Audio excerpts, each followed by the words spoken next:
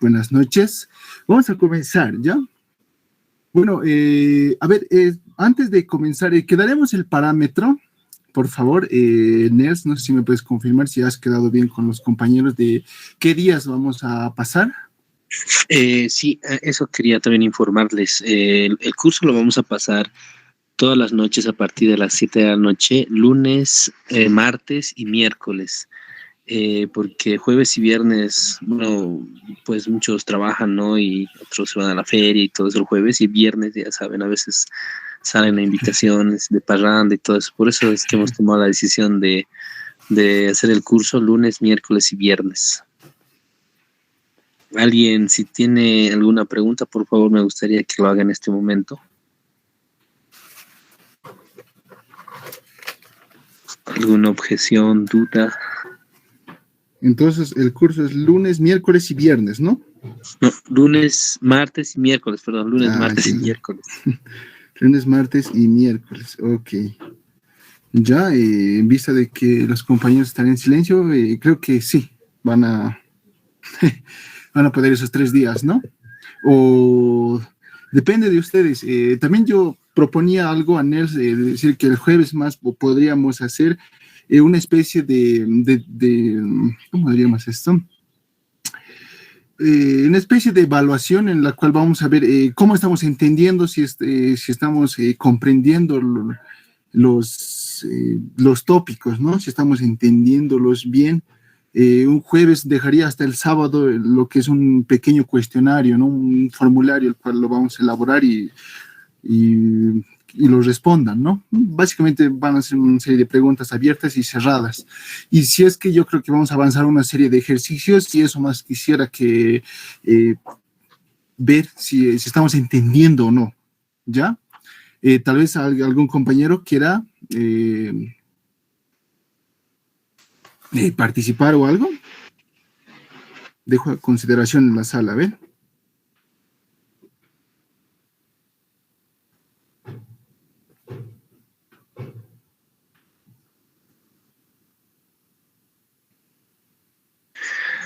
Claro, me parece bien eso. En forma de chiste, pensé que era docente. El auxiliar había sido, hola Axi, ¿cómo está? Está bien, y empezamos con micro y luego entramos a macro, estaría sí, bien para podernos nivelar, porque este año nos toca algo bien rudo y no sabemos qué docentes nos tocará. Todo un lío se va a hacer este año. Ya, pero estaría bien esos 3 días, lunes, martes y miércoles, porque jueves generalmente la mayoría dedica, digamos, va a la feria o va a hacer sus compras o algo, pues viernes también igual a la fiesta, sábado igual, domingo igual. Esos son días así bien ajetreantes y sería bueno pasar lunes, martes y miércoles.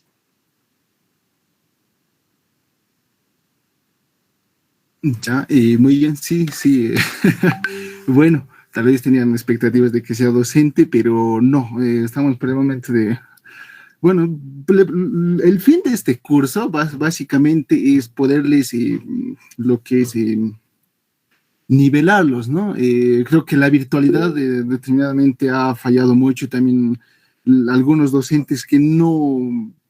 Es el tema de, ¿cómo diríamos esto? De que un docente avanza una cosa y los otros docentes otra cosa, y cuando llegamos a lo que es economía monetaria o economía fiscal, ahí nos complicamos y va a ser básicamente vamos a ver esos modelos económicos que nos van a ayudar a entender eso. Ya, ese es básicamente el fin del curso. Vamos a tocar todos los tópicos, lo que necesitan, lo que básicamente yo he visto que se necesita para asimilar esas materias que son troncales para nosotros los economistas, ¿ya? Y bueno, tal vez como Nes decía que de alguna otra carrera va a entender, va a comprender y va a ver la economía de otra dimensión, ¿no? De otra forma, ¿ya? Ese es básicamente el fin de este curso. Enseñarles lo poco que sé, ¿no? Si bien he ayudado, he sido auxiliar, también he aprendido, ¿no? Y en ese proceso, y a medida que estoy también haciendo la tesis, estoy un poco ahí escudriñando, ¿no? Lo que son esos libros. Y con ese conocimiento del poco que tengo, les quisiera compartir, ¿no? Bueno. Está bien, Oxy, sería bien jueves más entonces. Jueves entonces podría ser de 7 a 8, como usted dijo, ¿no? Va a ser... un formulario que van a poderlo llenar el jueves, el viernes o el sábado, ¿no? En los horarios que tengan tiempo para ver cómo estamos comprendiendo, ¿no? Tampoco quisiera de alguna manera interferir. Sí, estaría bien, me parece perfecto eso, Oxy. Y sí, la compañera estaba preguntando, Ana, te cuento que lo estamos grabando, no te preocupes, todo esto se va a subir a YouTube y los que no puedan ver, pues se pueden aldear y pueden chequearlo en YouTube. Apenas lo grabemos, lo voy a subir a YouTube y se va a pasar el link al grupo donde estamos. Ya, bueno, entonces, a ver un ratito, por favor.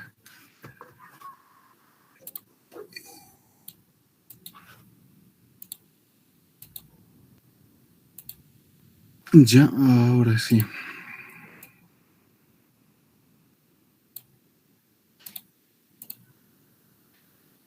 Ya, ahora sí, ya está. Ahora sí, comenzaremos ya. Lo que básicamente va a tener el contenido del curso, lo he dividido en 2 módulos, ¿ya?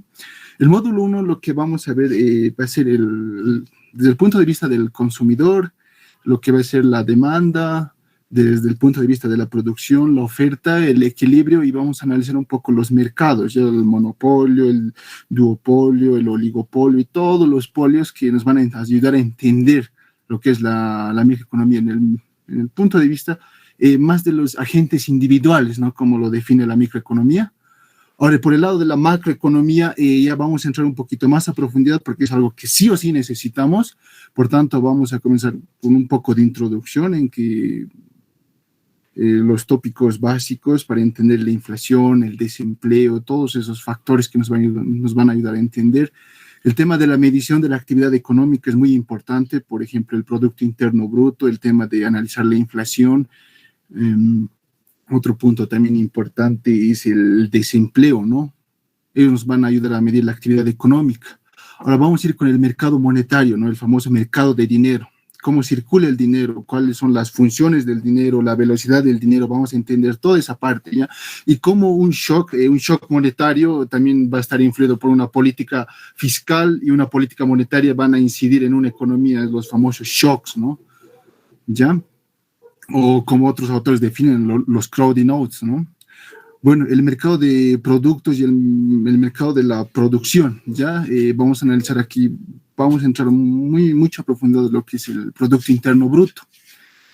A principios de la política económica, ya aquí vamos a analizar qué políticas son convenientes, en qué momentos, vamos a analizar un poquito de nuestro país, en qué momento se han tomado determinadas políticas y si han funcionado o no.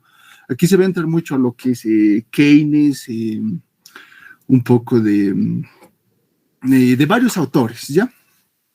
Vamos a analizar un poco de la macroeconomía keynesiana, vamos a hacer una comparación con lo que es la macroeconomía clásica, vamos a hacer un punto de comparaciones, vamos a analizar bastantes gráficos, eso quisiera que se quede en este curso, analizar bastante los gráficos, saber interpretarlos, ¿ya? Y los modelos de crecimiento económico, aquí vamos a ver varios modelos como el de Solow, y hay bastantes modelos. El de Salah y Marty, ¿no? Por ejemplo, tienen bastantes y muy interesantes modelos de crecimiento económico que les va a servir bastante para lo que es economía monetaria y también van a pasar una materia, ¿no? De lo que es se me fue el dato, sobre los modelos de crecimiento económico, tocan bastante ahí. ¿Ya? Tal vez tienen algún otro lineamiento o algún otro punto que quisieran aumentar o que quisieran tocar en el curso. A ver.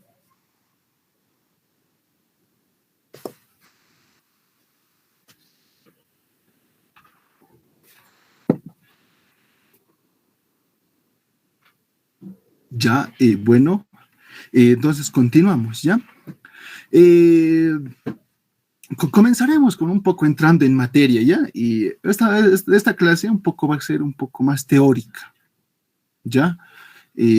Vamos a tocar los tópicos esenciales y las próximas clases vamos a ser más dinámicas, más prácticas y como la mayoría de ustedes en su gran parte deben ser economistas, entonces por ende son más matemáticos, ¿no? Y la parte teórica medio que no va muy ligada, no nos gusta leer mucho, ¿no? Más que todo nos gusta hacer modelos, hacer ecuaciones y todo eso, ¿ya? Pero por tanto tenemos que tocar esto, ¿ya? Uno de los tópicos básicos y lo que Mankiw dice, ¿alguien ha leído los principios de economía de Gregory Mankiw? Ahí dice en su libro, ¿no? En su primer párrafo dice, lo que un economista debería entender es que las necesidades son ilimitadas, pero los recursos son limitados. Esa es la primera lección de economía que deberías saber quien va a estudiar economía, decía, ¿no? Por tanto, bajo ese argumento vamos a comenzar. Miren, las necesidades ilimitadas, podemos decir que en economía las necesidades se entienden como los deseos de consumir algún bien o servicio que va a brindar cierta satisfacción personal, ¿no? Por ejemplo, podemos comprar un vehículo, otra necesidad que podemos tener es viajar, tal vez comprar una casa, tal vez estudiar, tal vez ir a pasear. Son necesidades que tenemos, tal vez consumir alimentos, ¿no es cierto? Esas necesidades son ilimitadas, siempre vamos a ir aumentando las necesidades conforme vaya aumentando también nuestro estilo de vida, ¿no ve? Es decir, por ejemplo, a ver, aquí pone un ejemplo bien interesante. Ustedes, por ejemplo, ganarían 1,000 bolivianos, ¿no? Y el día de mañana ya imagínense que van a tener un ascenso y ya les van a pagar 5,000. Por tanto, digamos, si es que consumían pan, mañana con ese ingreso de 5,000 ya van a empezar a querer consumir otras cosas de mayor categoría, ¿no? En este caso, por ejemplo, el pan ya lo van a dejar como un bien de lado. ¿Por qué? Porque el tema de sus ingresos ha aumentado y por tanto van a querer consumir, qué sé yo, galletas, croissants, o sea, cosas que vaya más acorde a su estilo de vida. ¿Ya? Por eso podemos decir que las necesidades ilimitadas. Porque en algún punto vamos a satisfacer una necesidad y vamos a requerir más y más y más y nuestras necesidades en algún punto se vuelven ilimitadas, ¿no ve? Por ejemplo, vamos a comprar un vehículo, imaginen que seguimos ganando dinero, vamos a comprar otro vehículo, ¿no ve? Por tanto, ese es el principal punto, ¿no? Ahora, vamos por el lado de los recursos limitados. Podemos decir que la naturaleza hace que los recursos para satisfacer las necesidades sean escasos, ¿no ve? Cuando se produce, por ejemplo, en un espacio de tierra, digamos 1 hectárea, vamos a producir papa, y esa papa es pues limitada, no sé, pueden ser unas 20 arrobas de unos 20 quintales de papa de esa hectárea. Por tanto, ¿qué va a pasar? Más adelante, imagínense que las necesidades son ilimitadas, los que compran hamburguesas van a empezar a consumir esas papas y ya no va a haber conforme pase el tiempo, ¿no ve? También hay algo bien interesante en lo que es economía que se llama la restricción presupuestaria. Por ejemplo, si tuviéramos que comprar un vehículo y quisiéramos comprar otro, pero lamentablemente tenemos una restricción presupuestaria, es decir, no tenemos dinero para comprar, ¿qué va a ocurrir? Pues nos va a limitar, ¿no ve? Ya, entonces nuestros recursos son limitados, pero nosotros queremos o necesitamos otro vehículo, entonces, ¿qué nos va a limitar? Es nuestra restricción presupuestaria, ¿no ve? Entonces es lo que va a intervenir, es lo que hay que entender bien esa parte. No sé si tal vez tienen alguna duda hasta ahí, compañeros, ¿sabe? ¿O está claro? Sí, está claro. Todo claro. Sí, todo claro. Ya, está bien, súper. Bueno, vamos, miren, hay que tomar en cuenta, y esto es algo que hemos aprendido al entrar a la carrera, ¿no? Que la economía es una ciencia relativamente joven, ¿ya? Bueno, aquí hay una serie de, ¿cómo diríamos esto? Que se ha solidificado la economía en este punto, ¿no? A partir de ¿qué libro? La causa y la naturaleza de las riquezas de las naciones, publicada en 1776 por Adam Smith, ¿no? Desde ahí comienza lo que se llama esta ciencia, la economía, pero antes lo que es Sócrates, Aristóteles, tenían una ciencia parecida a la que se mezclaba entre política y economía, y la llamaban la famosa crematística, ¿no ve? Quien ha pasado tercer año en Historia del Pensamiento Económico ha visto eso, ¿ya? Pero como dato, ¿ya? Para que no se les olvide. Desde entonces se ha puesto en práctica muchas teorías que ayudan a entender y comprender el accionar de las personas, que es lo que básicamente nos va a ayudar a entender la microeconomía, ¿no? Cómo interactúan las personas. En algún punto las familias, es decir, el conjunto de las personas, las empresas y el gobierno, que viene un poco más ligado a lo que va a ser la macroeconomía, ¿ya? La microeconomía trata de analizar cómo están interactuando los individuos y el mercado, ¿ya? Los individuos con el mercado. Ahora, lo que tal vez una diferencia aquí con la macroeconomía es que la macroeconomía va a estudiar a todas las personas en su conjunto con los mercados globales, con el mismo estado, ¿no? Y cómo entre los tres hacen un triángulo y tienen que, de alguna manera, coexistir y tienen que ver todo ese punto, ¿ya? Tal vez tienen alguna duda. Quisiera que me interrumpan si es que tienen alguna duda, ¿ya? Ya no pasa nada si me interrumpen y me digan, ¿por qué eso, no ve? Ya, la microeconomía y la macroeconomía han nacido con la economía, ¿no? O sea, relativamente después de estos años, una de las escuelas ha sido de Leon Walras, ¿no? Un economista que ha sentado las bases para la microeconomía. Y en cambio, la macroeconomía, quien ha sentado las piedras angulares ahí para que se forme esa ciencia ha sido John Maynard Keynes, ¿no? Ya, eso como dato, ya. Cambiar un factor y mantener constantes es una cosa que vamos a ver bastante cuando estemos analizando oferta y demanda, ya. ¿Han escuchado el término ceteris paribus? Donde solo una variable se va a mover y las demás variables van a permanecer constantes, es decir, no van a afectar cuando haya un movimiento, movimiento dentro de una curva, pero sí cuando hay un desplazamiento, cómo van a intervenir que las demás variables permanezcan constantes o no, ¿no ve? El ceteris paribus significa, es una expresión en latín que significa todo lo demás va a permanecer constante, ¿no ve? Es decir, solo una variable se va a mover ahí dentro del movimiento, a diferencia del desplazamiento. Si no me están entendiendo con un gráfico, me van a entender ahí. Ya no se preocupen, no pasa nada. ¿Ya? Tal vez tienen alguna pregunta. ¿Hasta ahí?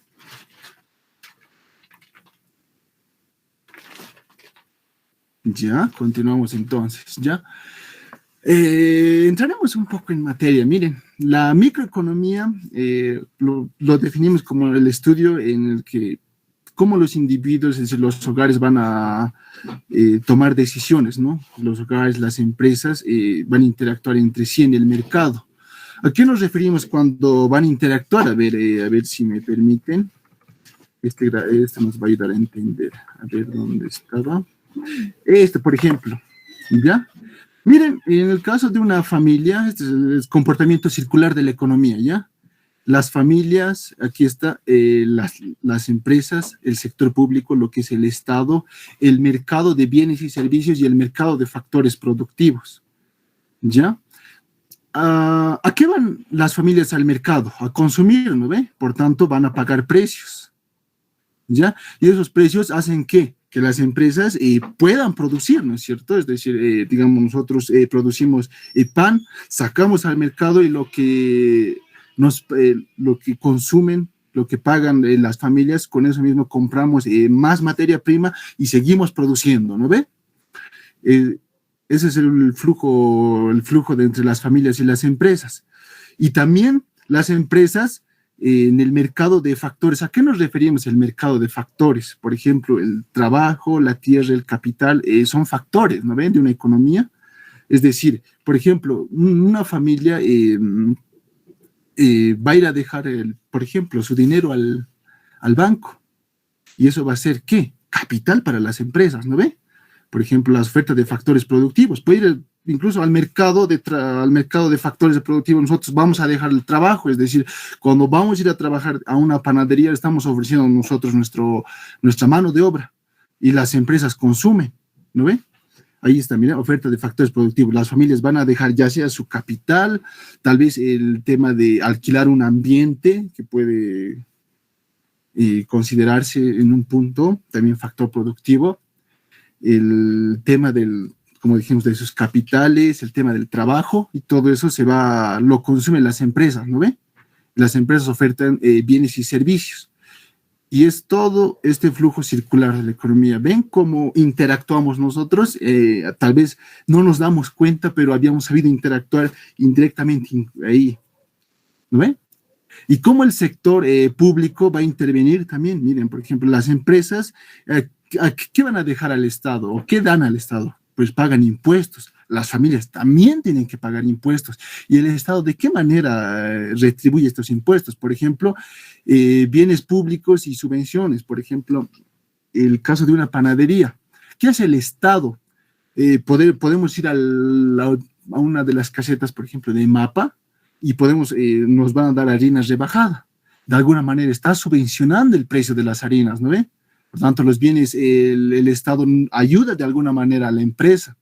¿Y de qué manera ayuda a las familias? Por ejemplo, los bienes públicos, un camino, mejora un hospital, ayuda, da infraestructura a los colegios y también hace transferencias. ¿A qué nos referimos con transferencias? Por ejemplo, los bonos es una especie de transferencia, el bono Juancito Pinto, el bono Juan Azurduy, de alguna manera lo que las familias pagan impuestos, el Estado les vuelve a retribuir, ¿no ve?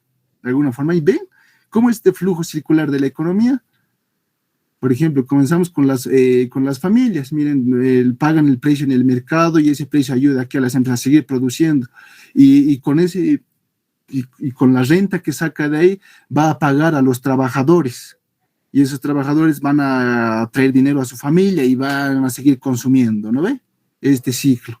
Ahora, ¿qué ocurre? Esta familia evidentemente no va a gastar todo. Cierta parte va a destinar al consumo y otra parte va a destinar al ahorro. Y el ahorro que va a ir a dejar capital en el mercado de factores de producción, y estos mercados de factores van a ayudar a crecer a la empresa, a comprarse otro horno, puede ser, o otros insumos, por ejemplo, no tener otros casos de otras industrias, y van a seguir ofreciendo en el mercado de bienes, y esto va a beneficiar a las familias, ¿no ve? Y cómo el Estado también tiene que ayudar, interviene en el tema de precios, ¿no ve? Cuando está a la alza algún producto, el Estado dice, no, alto, no pueden subir así desmedidamente los precios, de alguna manera tenemos que controlar el famoso índice de precios al consumidor, establecen un con el pollo, no sé si se han dado cuenta, ¿no? El kilo de pollo, creo que he escuchado hasta 18, 20 bolivianos está. Y el Estado de alguna manera tiene que intervenir, por ejemplo, en el tema de la pandemia, no sé si han escuchado que los barbijos han llegado hasta valer la caja 200, cómo han hecho subir, han especulado con los precios, y el Estado de alguna manera tiene que intervenir, ¿no ve? Como el tema del mercado de factores, el Estado también va a intervenir con el tema de los salarios, el tema del encaje legal u otros puntos que van a intervenir en el capital, ¿no ve? El tema de la tasa de interés que suba o baje. Cuando entremos un poco a lo que es macroeconomía en el mercado de dinero, ahí van a comprender la verdadera dimensión de cómo el Estado interviene en el mercado monetario. ¿Ya? Tal vez tienen alguna pregunta hasta ahí. En esta cuestión del pollo actualmente, eso, ¿cómo se estaría regulando? ¿Cómo se estaría metiendo?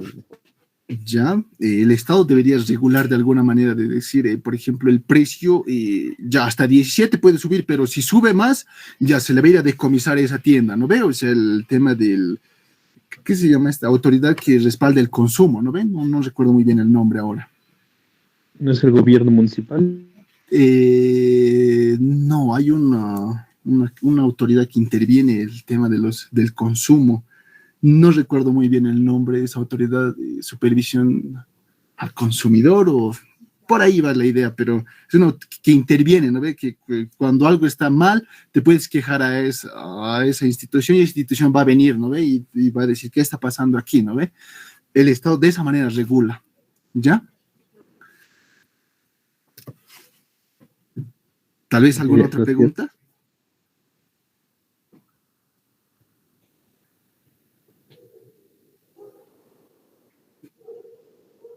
Autoridad de Defensa al Consumidor, creo que si no me equivoco. A ver, un segundo.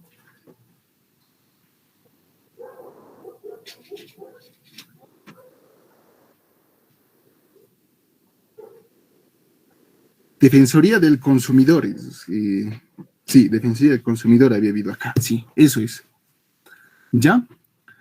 Eso es en lo que respecta a cómo el Estado tiene que intervenir en los mercados, ¿no ve? Que no se suban, que no especulen con los precios y tiene que intervenir de esa manera. ¿Ya? ¿Tal vez alguna duda?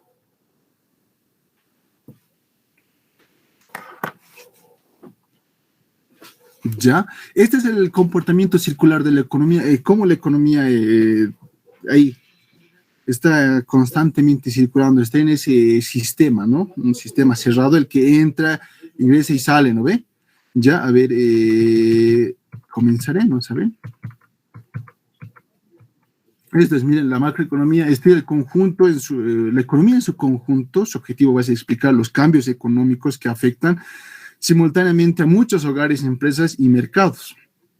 Ya, en el caso de una economía, siempre se va a ver afectada por lo que son los agentes, una economía va a tener ese impacto endógeno y exógeno, ¿no? ¿Qué nos referimos con endógenos? Va a afectar cómo está manejándose, por ejemplo, en el tema de Santa Cruz, no sé si estamos en contexto. En Santa Cruz, ¿qué está pasando? Están bloqueando y hay bastante pérdida económica, ¿no ves? Es un cambio, una afectación endógena, o sea, dentro de nuestro país. Bueno, una afectación exógena fuera sería pues el caso de Perú. Miren que están bloqueando la frontera de Puno y los autos están ahí parados. Por tanto, está afectando la circulación económica, o sea, traer productos y sacar productos al extranjero está afectando, ¿no ve? Por eso nos vemos ligados a afectaciones tanto endógenas como exógenas, ¿no ve? Tanto dentro como fuera de nuestro país. Siempre se va a ver afectado la macroeconomía. No hay una economía cerrada, ¿no ve? Si en algún punto hablamos de una economía cerrada, pues lamentablemente no estamos siendo realistas, ¿no? O como decíamos, la ciencia puritana, lo que es, por ejemplo, capitalismo puro, socialismo puro o comunismo en su, o sea, bien cerrado, no existe. Solo existen esas teorías puritanas en los libros. Nada más, ninguna economía puede estar tan cerrada. Ninguna economía es, la palabra que diríamos, es autárquica, ¿no? No puede producir lo que necesita y hasta ahí se acabó, ¿no ves? Produzco lo que necesita y no dependo del resto del mundo. Pero sí o sí se necesita, por eso de ahora se llama, es el término nuevo, ¿no? Que se está manejando ahora de la globalización. ¿No ves? Es un tema bien profundo que se está manejando de la globalización, ¿ya? Lo que básicamente se maneja, se comienza con teoría del consumidor, vamos a ver la demanda, el productor, también otro punto que entra ahí es la teoría de la firma, ya, la teoría de las empresas, el equilibrio del mercado en su totalidad, cómo van a interactuar la oferta y la demanda, cómo van a ocurrir los desplazamientos, qué hace que ocurran los desplazamientos, los tipos de mercado que existe, como hemos dicho, el oligopolio, monopolio, duopolio y toda una serie de polios que hay, ¿no ve? Que vamos a determinar la dimensión del mercado, el monopsonio, hay bastantes tipos de mercado que hay que tocarlo.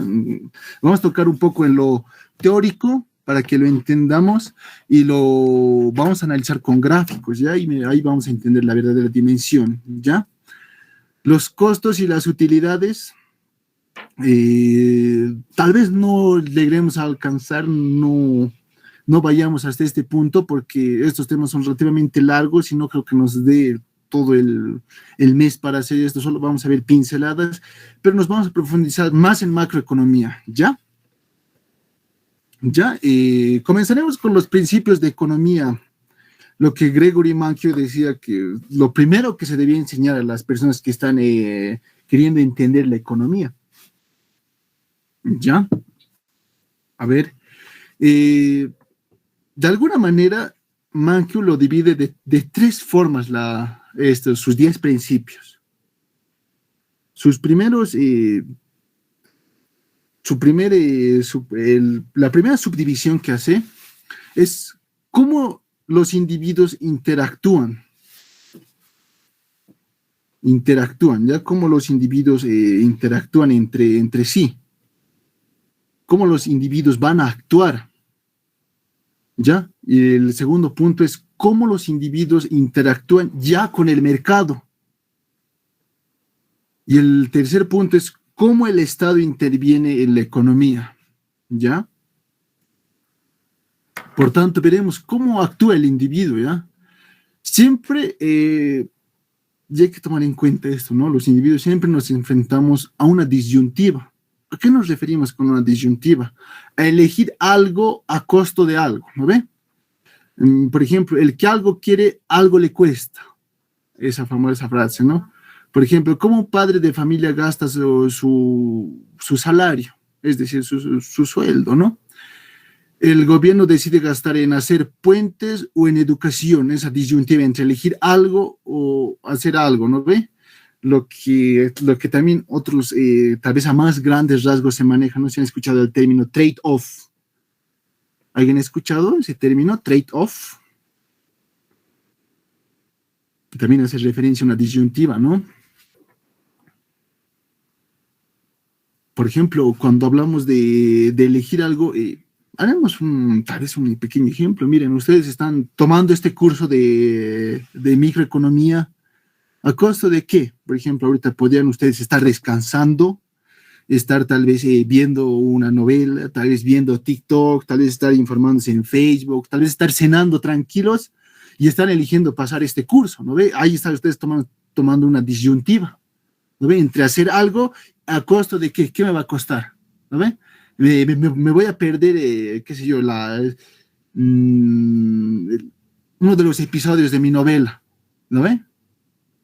Entonces le estamos eligiendo algo a costa de otra cosa, ¿no ve? Eso es lo que básicamente nos vamos a poner con esa disyuntiva, ¿no ve? Vamos a elegir algo, pero nos va a costar también algo, ¿no ve? Tal vez alguien tenía que trabajar esta noche, entonces, y está viniendo a este curso, entonces ya ve, está aprendiendo y también está dejando de lado, qué sé yo, por ejemplo, ganar dinero, ¿no? Tal vez tienen alguna pregunta hasta ahí, compañeros.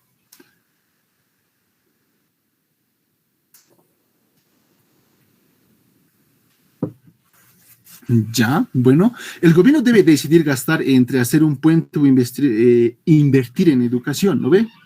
Por ejemplo, puede hacer un puente, pero ¿a costo de qué? A que ya no va a dar infraestructura para un colegio, no les va a dar computadoras, libros. Tiene que decidir, ¿no? Aquí el famoso costo-beneficio, no sé si lo han escuchado alguna vez, el tema de costo-beneficio. ¿Qué me va a costar? ¿Y qué beneficio me va a dar? Por ejemplo, alguien a corto plazo diría, pero el puente nos va a ayudar a sacar productos, es decir, vamos a poder sacar, digamos, un puente, vamos a construir, qué sé yo, a los yungas, y este puente nos va a ayudar a sacar frutas, a sacar verduras, pero ¿a qué costo? Vamos a arruinar lo que es el capital humano. ¿Por qué? Nuestros niños no van a gozar de computadoras, por tanto, les vamos a afectar, ¿no ve? Entonces, incide mucho, ¿no veo? O sea, ¿cuál es el beneficio que voy a tener si invierto en esta cosa y a qué costo, ¿no ve? ¿Qué me va a costar por atrás? Eso ¿qué costos va a tener ahí atrás que de alguna manera va a afectar a largo plazo, ¿no ve? En el corto plazo tal vez es una medida que se puede tomar en cuenta, pero en el largo plazo, siempre una economía, y más que todo, lo que es en macroeconomía, se toma el corto y el largo plazo. Ya siempre se habla de una política, por ejemplo, una política económica en el corto plazo va a estar bien, pero en el largo plazo ya no puede estar bien. O sea, por eso se toma mucho en cuenta eso, o sea, en los plazos. Hay que establecer los plazos.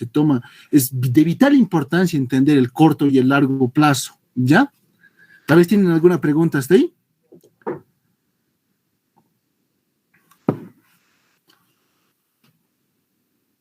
Miren, una de las principales disyuntivas, dice, ¿no? Entre eficiencia, es decir, cuando nos vamos a referir a eficiencia, sacar los máximos beneficios de los recursos escasos, por ejemplo, y equidad, ¿no ve? Si vamos a distribuir equitativamente esos beneficios, es equitativamente repartir de alguna manera a quien más necesita, ¿no ve? No podemos, hay que entender tal vez esta palabra igualdad y equidad, ¿no ve? Tal vez algunos no la entiendan, a ver, le explicaremos. Por ejemplo, igualdad. Vamos a repartir a todos por igual, pero hay alguna, digamos, una familia que necesitaba más y otra familia que necesitaba menos. Por tanto, el tema de la igualdad no ha sido de alguna manera bien aprovechado. Por tanto, en la economía también se tiene que hablar de equidad, dar a los que más necesitan, ¿no ve? Ya, tal vez tienen alguna pregunta hasta ahí. Ya, continuamos entonces. Aquí seguimos un poco con eso, ¿no? De las disyuntivas. Segundo, el costo de una cosa es aquello a lo que se va a renunciar para conseguirlo, ¿no ve? Aquí hablamos de cómo vamos a comprar los costos y los beneficios, es decir, de qué manera nos va a beneficiar un proyecto y a qué costo, ¿no ve? Decisión de estudiar o no en una universidad. Por ejemplo, si es que ustedes no estarían estudiando, tendrían que necesariamente estar trabajando, ¿no ve? Y ese costo, por ejemplo, podemos ponerlo aquí actualmente, si hubieran trabajado desde el primer año de universidad y no hubieran estudiado, yo supongo que ahorita ya hubieran tenido un auto, tal vez una casa. Por tanto, ustedes han decidido, miren, el costo que voy a tomar en cuenta aquí es que no voy a tener un auto ni una casa, pero estoy creciendo profesionalmente. Ese es el costo el costo que está implicando el beneficio que voy a tener futuramente, ¿no? A largo plazo. Claro que cuando ya acabe mi carrera universitaria, ya posteriormente voy a poder voy a también ganar así, voy a poder de alguna manera percibir mayores ingresos, ¿no? Con una carrera profesional. El costo de oportunidad de una cosa es aquello a lo que se renuncia para conseguirla, ¿no ve? En este punto, está claro, ¿no? Tal vez tienen alguna duda. Sí, buenas tardes, buenas noches. ¿Un ejemplo podría dar del costo de oportunidades? El costo de oportunidades. A ver, no sé si este ejemplo está relativamente, no, de proyectos, no me van a entender muy bien. A ver, el tema de costo de oportunidades va a estar muy ligado a lo que es qué oportunidades tenemos respecto a un costo que vamos a tener. Por ejemplo, no es lo mismo que costo-beneficio, ¿no ve? Porque el costo y beneficio estamos diciendo qué costo y de qué manera me va a beneficiar. Pero en cambio el costo de oportunidad es, por ejemplo, a ver, podríamos poner el tema de que vamos a dejar nuestro dinero al banco y, por ejemplo, un DPF, ¿no? Un depósito a plazo fijo en el cual nos puede pagar un 15%, mientras que otro banco nos puede decir, yo te pago esa cantidad de dinero a un interés del 17%, el costo de oportunidad. Ahí podemos tomar en cuenta, ¿no?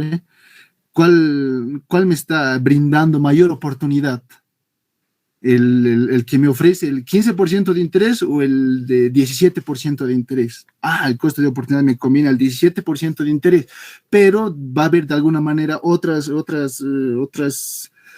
algunas otras trabas, ¿no? Por ejemplo, el otro me va a pagar a 3 años, el otro a 2 años, entonces tengo que analizar si el costo de oportunidad me va a servir actualmente o a futuro, ¿no ve? No sé si me lograste entender, o qué es otro ejemplo más fácil, a ver.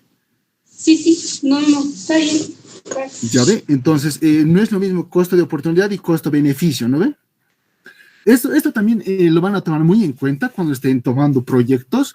En un proyecto siempre, o en la mayoría, bueno, yo digo que siempre se va a analizar el costo-beneficio y el costo de oportunidad, ¿no ve? Por ejemplo, el costo, voy a construir, digamos, un puente y se me va a beneficiar a la comunidad. Pero el costo de oportunidad ahí también va a intervenir mucho. Digamos, voy a beneficiar, esta comunidad necesita un puente. Y el beneficio que me da ya es razonablemente, pero otra comunidad necesita una carretera, pero produce más. Entonces ahí tenemos que ser muy bien analistas y decir, miren, el costo-beneficio de aquí está en cierto punto y el costo de oportunidad de acá está en otro cierto punto. ¿Qué hacemos? A ver, ¿cuál es la decisión que tomamos? ¿No ve? Esa parte es bien importante entender, ¿no ve? La diferencia entre costo-beneficio y costo de oportunidad, ¿ya? ¿Ya? Tal vez tienen alguna otra pregunta, compañeros. Sin miedo, háganme pregunta.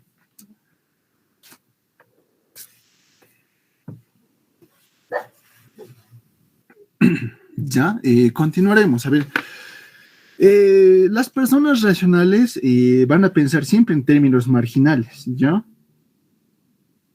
Por ejemplo, las personas racionales hacen todo lo posible para alcanzar sus objetivos, dadas las oportunidades. Una persona racional emprende una acción y solo si el beneficio marginal de esa acción es mayor que el costo marginal, de alguna manera la va a tomar, ¿no ve? Por ejemplo, miren, aquí hay un ejemplo bien interesante. ¿Por qué el agua es más barato y los diamantes son más caros? ¿Alguna vez se han hecho esa pregunta? Cuando hemos entrado a la carrera nos han dado ese ejemplo. A ver, sí, excelente. A ver, ¿por qué? ¿Alguna vez se han hecho esa pregunta? ¿Por qué creen que el agua es más barato que los diamantes? Es que el agua, podemos decir, el tema aquí 20.000, el tema de la cantidad, ¿no ve? El agua, pues lo vamos a ver ahí, a donde veamos hay agua. Pero los diamantes, lamentablemente, el tema de la escasez, ¿no ve? Los diamantes son escasos. Aquí también interviene mucho el tema de los bienes Giffen, los bienes Veblen, ¿no ve? Mire, ¿también será porque el diamante es el material más duro? Uno de los minerales más duros. Claro, sí, pero aquí también interviene el tema de la escasez, ¿no ve? Sí, evidentemente el diamante es un mineral más duro que existe, ¿no? En la Tierra, pero también podría ser porque el agua es un bien necesario para todo ser humano y el diamante no es tan necesario o fundamental para nuestro diario vivir. ¿No ve? O sea, aquí podemos poner un ejemplo, ¿no? Vamos a caminar en el desierto. Ya ahí estamos todos re deshidratados en el desierto, apenas hemos caminado, hemos llegado a un oasis y te va a decir, mira, ¿quieres una jarra de agua o quieres este pedazo de diamante? ¿Y ustedes qué pueden elegir? El agua. ¿No ve? Diamante. No, pero eso es claro, el diamante lo eliges, pero bueno, te deshidratas y ya, el diamante para nadie se queda, ¿no? Pero bueno, en cuanto a eso, es bien interesante, ¿no? Entender el tema de la marginalidad, o sea, conforme va creciendo, y eso se analiza bastante en la teoría de la producción o teoría de la firma también, como lo manejan algunos autores, conforme, no sé si han escuchado, en una persona es bien interesante esto, por ejemplo, cuando vas tomando, ya, volvemos al ejemplo del desierto, tomas el primer vaso de agua, uy, te has saciado, pero pucha, estás súper. El segundo vaso, ya el tercer vaso, la marginalidad empieza a bajar, ¿no ven? No sé si nos estamos dando cuenta, ¿no ven? Ya, el tercer vaso ya no, o sea, yo estaría dispuesto a pagar miles por el primer vaso. Por el segundo vaso ya, el costo ya. voy a seguir pagando, pero por el último vaso, o sea, que me quieran dar más vasos, me quieran encajar más vasos, ya lamentablemente los últimos vasos ya no van a tener un valor para mí, la marginalidad va bajando, no sé si me logran entender. Sí. ¿No ve? Por ejemplo, la disposición de una persona a pagar por un bien se basa en el beneficio de la marginalidad, que generaría una unidad adicional de ese bien, ¿no ve? O sea, voy a tomar, qué sé yo, digamos, estaba con sed, estaba dispuesto a pagar en miles para el primer vaso, por el segundo vaso ya un poco menos, y el último vaso ya no voy a pagar nada porque ya estoy saciado y ya, ese beneficio marginal para mí lamentablemente ya es cero, ¿no ve? En la teoría de la producción igual va, o sea, cuando un producto, ¿hasta qué punto es rentable? Y en algún punto deja de ser rentable esos productos. O sea, por eso es bien importante analizar el tema de la teoría de la producción, ¿no? O sea, ¿no ve? ¿Hasta qué punto ese producto vamos a seguir produciendo y nos va a ir bien? Vamos a seguir produciendo y vamos a seguir ganando y vamos a seguir incrementando la producción, pero en algún punto el tema de ese gráfico que se empieza a crecer va a empezar a decrecer, va a tener un comportamiento negativo y va a llegar a cero y de cero va a empezar a bajar. Entonces, ¿hasta qué punto, no ve? El famoso donde se intercepta el precio y el costo total, el costo marginal, la utilidad marginal y ahí todo, cómo los gráficos van a interactuar entre ellos, ¿no ve? Es bien interesante esta parte. Además va a depender de las unidades de ese bien que se tenga, no vean que la es esencial el beneficio, un vaso adicional es un pequeño que la huella no es abundante, ¿no ve? Y nadie necesita un diamante para sobrevivir, ¿no ve? Independientemente, a ver, anótense esos bienes Giffen y bienes Veblen, y a ver, les va a dar una perspectiva más interesante, a ver, háganse a bienes Giffen y bienes Veblen. A ver, indaguen, profundícense en ese punto y les va a ayudar a entender bastante cómo son los individuos, a veces somos irracionales, ¿no? Miren, el último punto de cómo el individuo actúa, miren, los individuos responden, todos respondemos a incentivos, ¿no ven? ¿Qué es un incentivo? Es algo que induce a una persona a actuar, ¿no ven? O sea, si, por ejemplo, ustedes van a la universidad y entran a clases muchas veces por las notas, ¿no? Ese es nuestro incentivo. O en el caso de las personas que trabajan, tal vez vamos al trabajo por el incentivo del dinero, ¿no ve? O sea, vamos y nuestro incentivo es el dinero. Miren, has trabajado bien y por tanto te voy a dar, qué sé yo, un poco más de este aumento. Ese es el incentivo que es bien importante para el individuo, ¿no? Siempre va a responder a esos incentivos. Y, por ejemplo, cómo ese incentivo afecta en el mercado. Por ejemplo, si sube el precio de un producto, vamos a decidir comprar otro. Un ejemplo. Miren, la carne de res y la carne de pollo, la carne blanca, está subiendo de precio, ¿no ve? En el mercado. Entonces, ¿qué vamos a hacer nosotros? Vamos a buscar un bien sustituto. Podemos comprar, qué sé yo, sardinas, podemos comprar huevos. Y si es que subiría, por ejemplo, todos los insumos, por ejemplo, subiría el huevo, todo, ¿qué vamos a hacer? Lamentablemente vamos a buscar otro sustituto, ya solo vamos a comer nuestro almuerzo con ensalada. ¿No ve? Siempre si sube el precio, entonces vamos a buscar sustitutos, ¿no ve? Es bien importante, igual hay que entender esto, en la teoría de la producción también se ve, ¿no ven? Como los bienes complementarios, los bienes individuales, bastante importante esta parte. ¿No ve? Los bienes complementarios, y hay bastantes bienes que hay que definirlos ahí. El caso del diésel en Europa, miren, la mayoría de los vehículos, no sé si han escuchado esa noticia, que hasta 2030 la Unión Europea dice que ya no tiene que haber ni un vehículo que funcione con combustible, es decir, ni gasolina ni diésel. Ya hay una determinación. y por ende ya están saliendo los primeros autos eléctricos ya, ¿no? Y están buscando algunas fuentes alternas de combustión que que ayuden, ¿no? A mitigar el tema de la contaminación. No sé si han escuchado esa noticia, ¿no? Por ejemplo, miren, si sube el precio del kilo de la carne, la gente decide comer más pollo y menos carne, ya que el costo de comprar un kilo de carne es mayor, ¿no ve?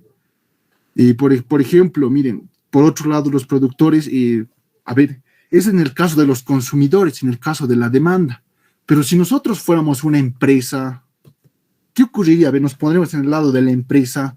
Si la carne de res está alta y nosotros somos productores tenemos unos 10,000 cabezas de ganado, entonces vamos a seguir produciendo más carne. ¿Por qué? Porque nos está conviniendo. Es decir, el precio está elevado. Y podemos de alguna manera, vamos a producir más carne nosotros como empresarios, como productores cárnicos, ¿no? ¿Se entiende? ¿Se entiende cómo los individuos, cómo actuamos? Sí. Ya, es bien, bien interesante. Y no sé, tal vez los que son economistas se han debido dar cuenta que es bien cambiante, somos bien cambiantes las personas. Y eso cuando estamos haciendo el tema de los gráficos de oferta y demanda, vamos a comprender, por ejemplo, hay una mnemotecnia, ¿no? ¿Qué me refiero a mnemotecnia? Una serie de cómo vamos a reducir las palabras a las iniciales de las palabras, ¿no? El famoso GONIE, ¿no? A ver, no sé si tengo mi lapicito. El famoso GONIE. GONIE, ¿no? Que son los gustos, otro tipo de bienes, el tema de necesidades, el tema de las expectativas, o sea, bastantes de esas cosas intervienen y de alguna manera ¿cómo afectan el tema de los gustos? Somos bien cambiantes en gustos. Algo, por ejemplo, las modas. Los coreanos pueden estar hoy de moda y mañana, qué sé yo, a ver, música turca, digamos, o sea, tema de los hijabs y todas esas cosas, ya podemos empezar, las señoritas pueden empezar a usar, ¿no ve? Tema de los coreanos, y la moda es bien cambiante, los gustos, otros tipos de bienes, cómo vamos sustituyendo algunos bienes, ¿no ve? Cómo nuestras expectativas van cambiando, cómo son cambiantes ante expectativas. Y eso va a ser bien preponderante en entender lo que es la oferta y la demanda, ¿no ve? Cómo algunas de esas variables va a mover y va a afectar a la curva de demanda. O la curva de oferta también se va a ver afectada, ¿no ve? Porque si no demandamos, por tanto, la oferta también va a empezar a caer, ¿no ve? O sea, ¿cómo en este punto de equilibrio? ¿Cómo está en este punto de equilibrio? Puede ser que se desplace la demanda y a su par también puede ser que se desplace la oferta, o puede ser que la demanda caiga y a su vez la oferta también empiece a caer, ¿no ve? O sea, ¿cómo ocurren esos nuevos puntos de equilibrio en el mercado, ¿no ve? Es bien interesante. Y ya lo que comentaba, en los últimos premios Nobel de Economía decían que las personas son bien cambiantes. Y la economía es difícil, no es tan cuadrada, no es tan matemática. Las personas podemos encerrarlas en esos modelos grandes matemáticos que tenemos, podemos encerrarlas, pero mañana ese modelo ya no sirve. ¿Por qué? Porque las personas son bien, se dejan guiar por expectativas. ¿Ya? Y bien interesante, o sea, decía, y los últimos premios Nobel que han salido, a lo que iba, en su gran parte también han estudiado psicología. Tienen posgrados y posgrados de psicología para entender a las personas, ¿no? Porque las personas somos a veces irracionales, o sea, pucha. son bien cambiantes, ¿ya? Eso es cómo actúa el individuo, ¿ya? Esos son el primero. Miren, por ejemplo, los individuos siempre nos vamos a enfrentar a una disyuntiva entre elegir una cosa u otra. Vamos a elegir una cosa sobre otra, o sea, vamos a renunciar a algo para conseguir otra cosa. Siempre vamos a pensar en términos marginales, ¿ya? Y vamos a responder a incentivos, ¿ya? Eso es como el individuo actúa. Yo creo que estas son las 4 cosas que hay que entender para comprender mejor la microeconomía, ¿no ve? Que nos dejamos, por ejemplo, llevar por disyuntivas. Vamos a elegir unas cosas en el caso de la demanda, en el costo que vamos a tener que pagar por renunciar a otra cosa, ¿no ve? Siempre vamos a pensar en términos marginales, es decir, en algún punto un bien va a dejar de ser útil para nosotros, o en el caso de las empresas, hasta qué punto conviene seguir produciendo. En el caso de siempre responder a incentivos, como les decía, si el precio de algo sube, en el caso de los demandantes, nos ponemos en el caso de los consumidores, vamos a consumir eso. Si el precio sube, vamos a dejar de consumir eso y vamos a consumir otra cosa, ¿no? Pero en el caso de los productores, ¿qué va a ocurrir? Por ejemplo, si algo está elevado de precio, vamos a seguir produciendo y con más intensidad nosotros, ¿no es cierto? ¿Ya tienen alguna pregunta en cómo los individuos actuamos?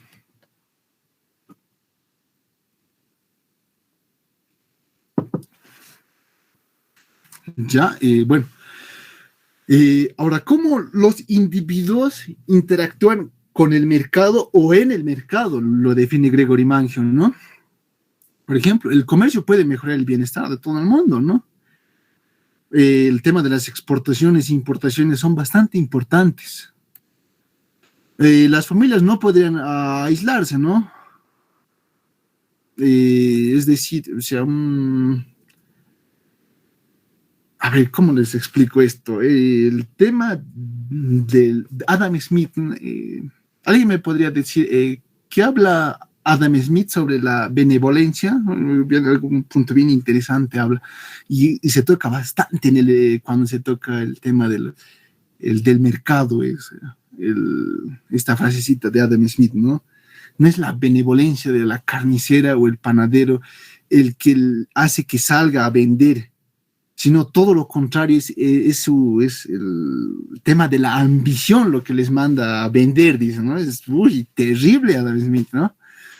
El tema del comercio, aquí hay un punto, a ver, les voy a pasar un libro, ya, Economía a Colores se llama, para los que están en el curso. Este libro de Economía a Colores, quisiera que lean el capítulo, lo dividen en 4, ¿no? Es color rojo, amarillo, verde, ¿no? Quisiera que lean la parte.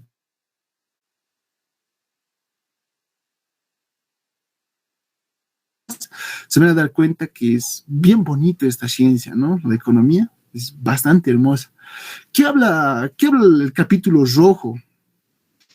¿Alguien ha escuchado de Musa de Nigeria? Era un rey de gran parte de África, ¿no? Creo que es 400 o 500 años antes de Cristo, y lo van a ver en el librito. Ya, a ver, les voy a recomendar, y tal vez como algo para que les levante la curiosidad. Decía que era el hombre más rico del mundo de ese entonces, o sea, todo el dinero de todos los millonarios de ahora no se comparan con la riqueza de ese hombre, la riqueza de ese entonces que tenía ese hombre, ¿no? Ese rey. Y habla mucho del tema de cómo el hombre más rico del mundo tenía necesidades insatisfechas, es decir, o sea, no tenía lo que nosotros podemos tener, por ejemplo, servicio de internet, luz, tener la disponibilidad, agua potable, podernos vestir de alguna otra manera.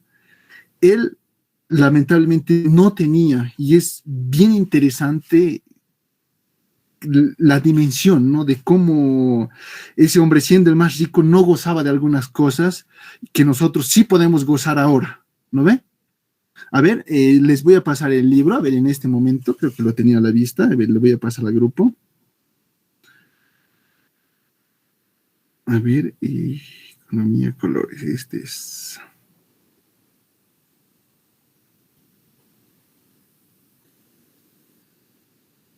Ya les pasé al grupo. A ver, lean el capítulo, van a leer el capítulo rojo cuando tengan tiempo. Algo bien interesante, les va a ayudar y si es que leen a profundidad se van a empezar a enamorar de ese libro. Es de Salai Martín, un excelente autor que habla de modelos de crecimiento, que habla de crecimiento súper recomendable 100% ese autor. Ya, léanlo. Habla bastante de esas necesidades, ¿no? Y de cómo los mercados están ligados, ¿no? No hay ni una economía cerrada, hasta las economías más cerradas del mundo, como Cuba o Corea, tienen que interactuar necesariamente con el mundo, ¿no ven? Por ejemplo, Corea compra productos de China. China bastantes cosas exporta a Corea y Cuba igual consume de todos los países que están alineados de alguna forma con él, ¿no? Por ejemplo, nosotros creo que nosotros enviamos, si no más me equivoco, creo que son 35 productos que nosotros enviamos entre quinoa, soya, otras cosas que enviamos allá a Cuba, que nos compra Cuba.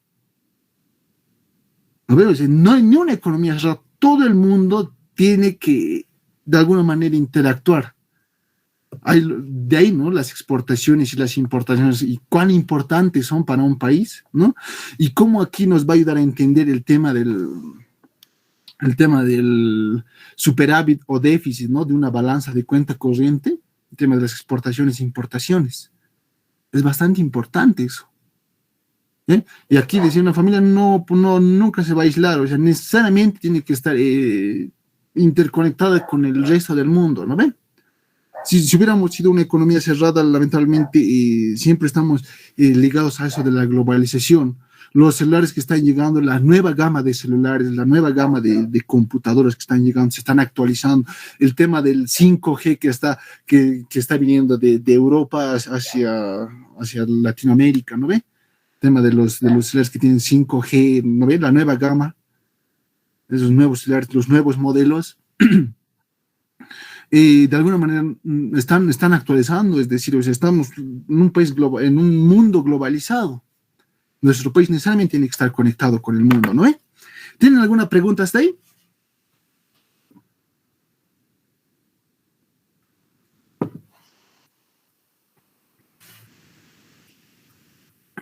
Ya. Miren, los mercados normalmente constituyen un buen mecanismo para organizar la actividad económica, ¿no? ¿Y a qué nos referimos con eso? Miren, en un mercado, lógicamente, cuando vamos al mercado, no solo vemos a una señora que está vendiendo papa, ¿no ven? O sea, vemos a una señora, más allá otra señora, más allá otra señora, ¿no ven? Y en el mercado, alguien me puede decir, ¿qué ley rige? Hay una ley que rige, ¿no ven? Oferta y demanda. Exactamente. La ley de la oferta y la demanda, ¿no? La señora me va a vender papa a 43, la señora a 45 y la señora de más allá a 40. Uy, yo voy donde la señora de 40, ¿no ve?